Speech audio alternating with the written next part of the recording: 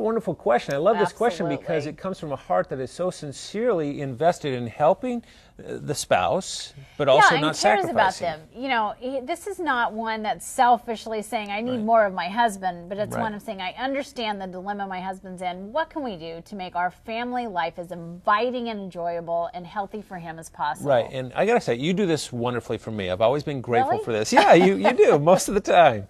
And one of the reasons for that is that we have this little exercise that we do called the big question. Yep, that's and right. What is that one thing? And you instituted this.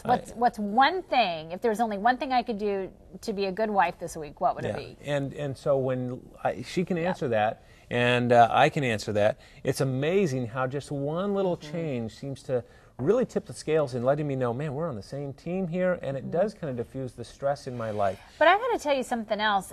Recently, I had a friend walking through this exact issue with all kinds of love and empathy, and she said, you know, because I didn't want it to be stressful at home, I had started trying to be so on top of things that the home was running completely smoothly, and we'd have some fights when he came home until I realized he doesn't want to walk in the door and have me just sort of be on top of everything. He wants to walk in the door and hear where I genuinely need him still. Right. She said, I was trying to protect him. Now when he walks in, I say, well, some things are going well and some things aren't. Here's where I need you. And then he knows, okay, I'm still needed at home. Even though it's not a disaster, I have a place. Yeah, absolutely. Great point. Any other suggestions for this person? You know, I think anytime you can add play and connection in somebody's life who's overworked, they are so excited. And sometimes that means just scheduling it for them because they're not in that mind space if they're consumed with work. And I love it when you will just schedule something. Sometimes I might go, oh, wait a second, I had stuff I had to do, but you know, I've canceled a few things, but I've also kept a few things on the calendar that you were happy. It might be a special event or even just, you know,